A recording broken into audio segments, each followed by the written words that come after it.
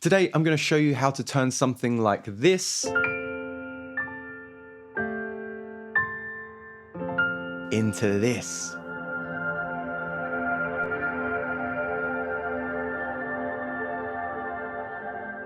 Or you could take stale vocals like this and create lush landscapes.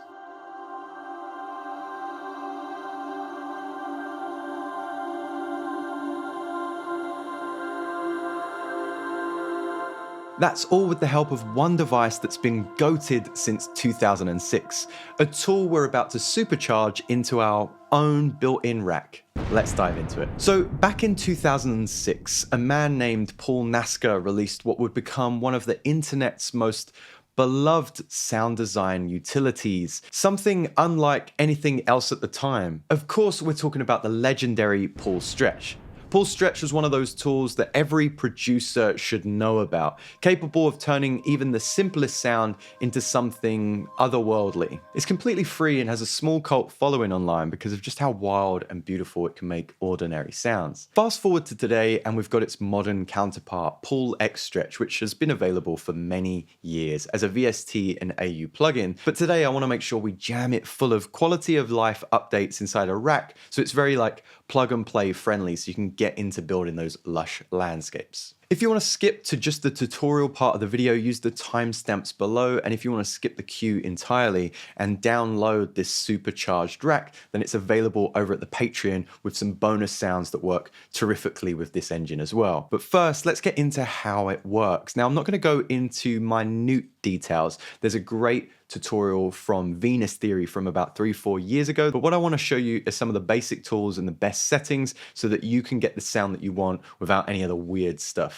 At the end of this video, we are going to go into some bonus features that aren't included in the rack that you should also know about. Let's do it. So let's talk about how this works. What makes Paul X Stretch so different from traditional time stretching? Well, instead of just slowing audio down like your normal DAW's warp mode would, it breaks sound into tiny grains and overlaps them to create like an evolving blur, almost like audio smeared through time. If you're allergic to free stuff, which I don't think any of you are, but if you were, you could do it without Paul Stretch by putting these sounds into a granulator and then moving the playhead very slowly through that region that you've played or that sample and create a similar effect. But with this device, you can stretch a sound by extreme amounts, like quintillion times its length amounts, creating those gorgeous ethereal textures that feel like you're drifting through space and time. Let's get an overview of Paul Stretch before we go into best settings and then building our rack. So we want to start off by capturing the recording so we can hear it. This will record on loop for about 10 seconds. So we want to play something that is harmonically going to work together. So let's try.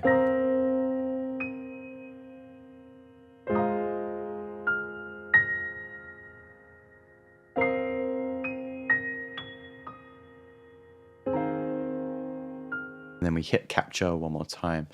So if we play in our DAW, we'll basically be able to hear what we captured in this loop-in recording. And if we turn on our stretch amount, we immediately hear those stretches. Our stretch amount, we can increase that. And it's really going to slow down that playhead and start to stretch and almost freeze that sound. We'll come to freeze a little bit later. If we bring that right down, you'll see that this playhead moves a little bit more quickly through what we've captured. And our FFT size, sort of upwards of 70, is going to give you more of that stretched wash sound that we're looking to achieve. Now, if we go down a little bit, I generally keep frequency shift and pitch shift on. As we turn our pitch shift down, that's going to, of course, shift our sound down 2 octaves or up 2 octaves. Let's keep that in the middle there. Our frequency spread, however, as we up that, we'll start to drift those granules out, kind of blur the lines a little bit and make that sound a little bit wider. Compression, great for just compressing that signal, bringing up that volume a little bit. And of course, if we don't have like a perfect loop, then we can either just highlight a region Or we can use our sound start and sound end regions here to change what is available. And as I said, we can also just freeze that sound. This will stay on the current grain or certain kind of frequency that we're at. So of course we've got some advanced settings and we're going to come to some of those later on in the video, but right now you kind of get an overview of how you can make a soundscape out of anything, whether it's a vocal, a piano, or a random field recording. So now let's look at how we can supercharge this into a good to go template and a kind of plug and play ethereal rack. Okay, so when I'm creating my own audio effects rack, the first thing that I do is pull in an audio effects rack and up the macros to 16. So audio effect rack, pull stretch is gonna be inside that. And then when we hit this macro tab, we're gonna up our macros to 16. And I like to name these and color code these straight off the rip so that you kind of know where to assign things and make sure that you've got enough spaces. So you can see I've got everything named and color coded here. Basically the row at the top is going to control pull X stretch or pull stretch, and the row at the bottom is going to control all of our other devices that are built into Ableton. So from here, we're going to drag in a few extra devices.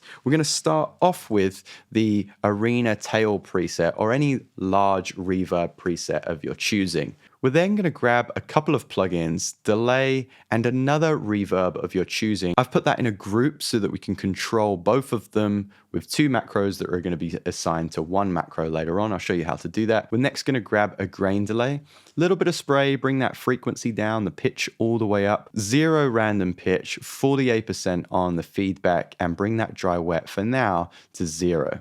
I want you to grab the auto filter so that we can control the high and low pass with one macro. You're going to set your auto filter to DJ. This allows you to then control that high and that low pass. I've brought the res up to about 30%, so we have that sweeping effect as well. Next, you want to drag in anything that will give you that tape sound. So vibrato on the chorus effect, or use RC20, or you can use my analog tape outboard, which we have here. This is also available at the Patreon, but I show you how to create it for free in my analog tape studio video, which is linked in the top right. So now that you have all of these plugins, let's first look at how you would control pull stretch. Hit this unfold button, which will allow us to configure new settings, and you won't have these sliders when you first start. I've already done this, of course, but once you hit configure, you just choose something inside pull stretch. So for example, I'll use the sound start. We would have a new macro for sound start. Then what I can do is right click those ones that I want to edit. So capture will be one of the first ones, and I'll map to capture. And now I have a macro for capturing the audio. We'll do the same for stretch amount. And then we'll go through each of these parameters, assigning them to their respective macro. One of the things that I think is really cool is that when you turn off stretch, you have this dry play rate, and that allows you to control the speed of the recording like you would with tape. So I've included that there in our rack as well.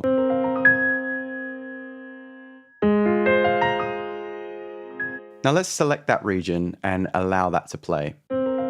Sounds normal for now, but as we slow that play rate down,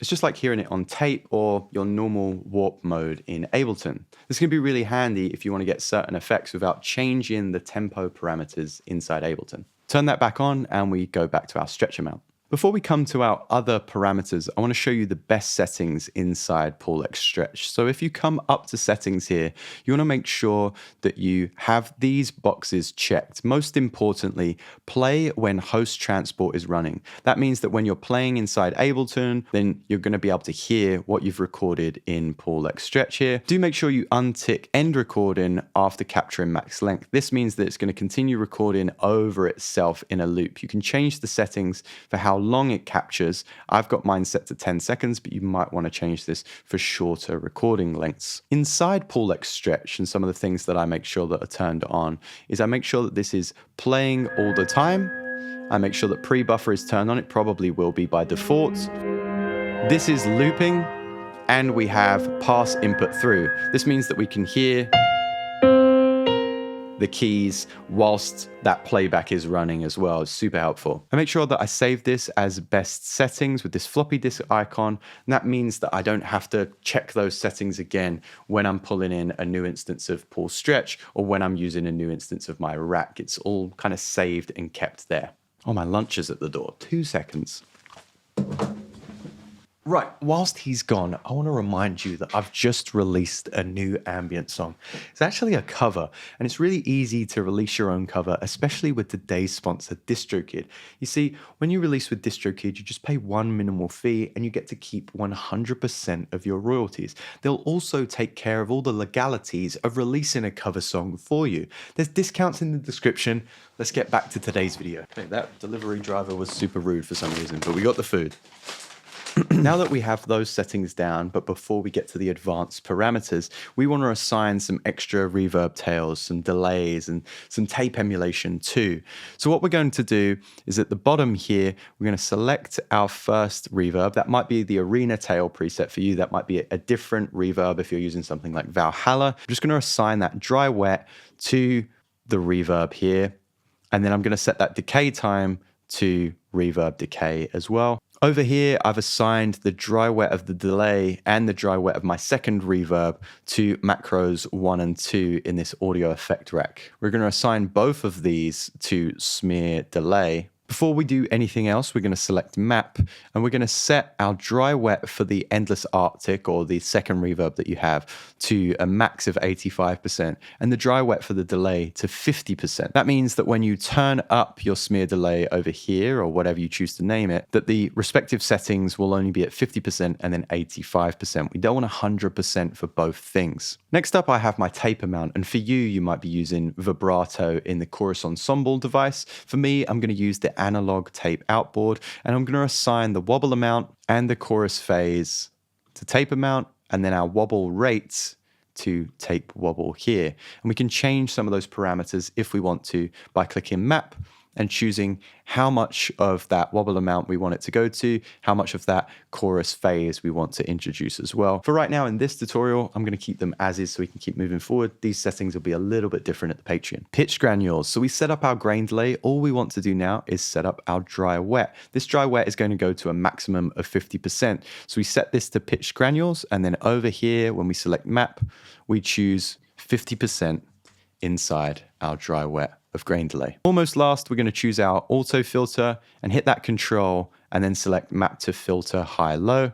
That will move through the high pass and the low pass. Remember, set that resolution to 30%. And then I like to go back to our arena tail and also set freeze. Even though we've set freeze to the pulse stretch freeze as well, I like to have 2 freezes going on. This can give you a little bit of a volume boost and just stretch things even further. I also like to make sure that the row at the top are excluded from randomization, but the row at the bottom aren't, apart from freeze here. That means that when you click randomization, you'll be able to go through a bunch of different parameters to change how this soundscape performs. Let's hide all of these features and give it a quick test drive. I think we do that best without having pulse stretch open to show you just how user-friendly this is. We're going to start playing and we're going to capture.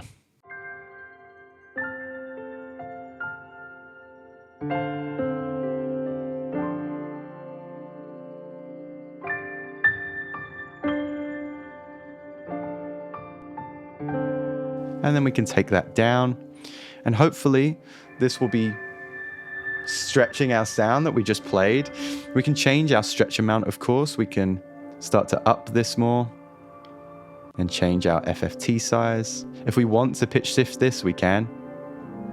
I don't really like that being pitch shifted, so we're going to keep that at 63. That's the halfway mark. Maybe we'll add some spread and bring that up in volume a little bit. Now we can, of course, change how this sounds by randomizing some of these features. Cool, so now it's got a little bit more tape wobble, a little bit of filtering. We can introduce like a higher harmonic with these pitch granules here, really up that tape wobble.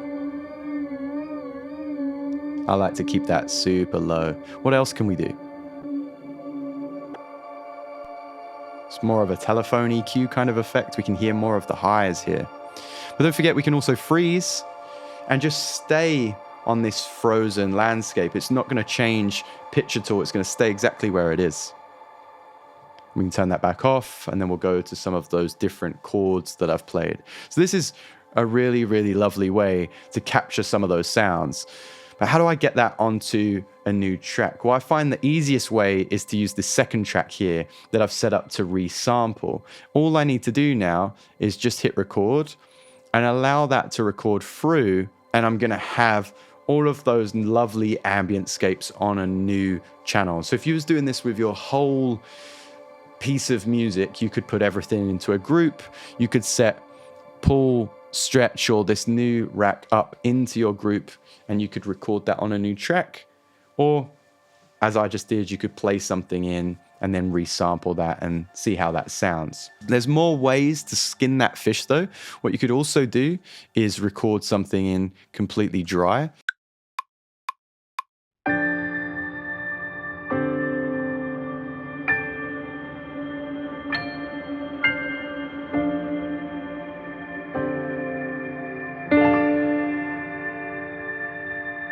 So if we switch up our settings now, even though we've already recorded that, and then right click this, we can then bounce track in place or bounce to new track. So if we bounce to new track, it's going to read that, send it through pull stretch, and then on a new track that it creates, we're going to get that new ambient layer. It's immediately muting the layer above, and underneath we get this.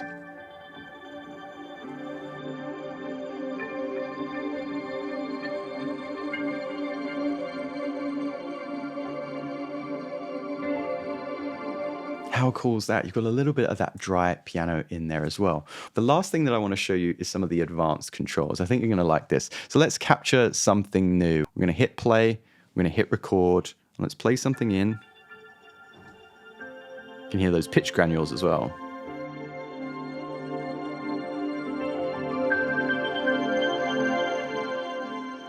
Wonderful. And we'll bring that down. So as long as the playhead is playing, we're going to be able to hear those sounds there, and we can hear it going through the HC Dream Engine, our rack that we've just created as well.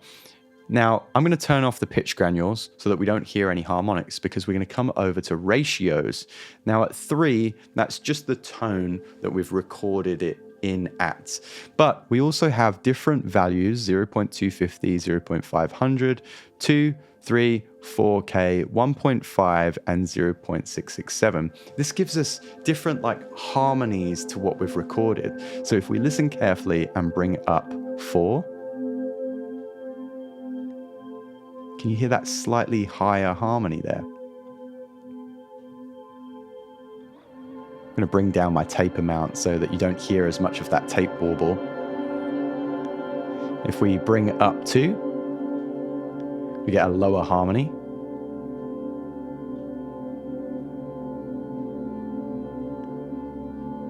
And if we bring up 6, we'll get a really high, squeaky harmony. And I believe these are thirds and fifths as well. So this is a super great way to create some different harmonies. If you're resampling on a new layer, then you could create new iterations of that soundscape and keep that new layer recording. So I wanted to make sure that you knew that that was there. Now we also have the free filter, which I don't use that much, but we can basically create these EQ-like nodes, which will introduce new harmonics into our mix. We can tilt this EQ, which will bring out some different harmonics higher now that we've tilted that to the right. We can kind of adjust the gain, make it a little bit more tame or more extreme. Bring out more of the bass, more of the highs. And create some randomized nodes as well. If we go back to waveform, we can also create a singular looping point. So if we wanted to loop this chord here, we could make sure that there's a little bit of a fade in. And then that way it hides any clicking that might occur. Again, I'm not using that too much because when we really stretch this out and have a higher FFT size, we don't really hear too much clicking, especially when we've got our other reverbs and delays here at the bottom.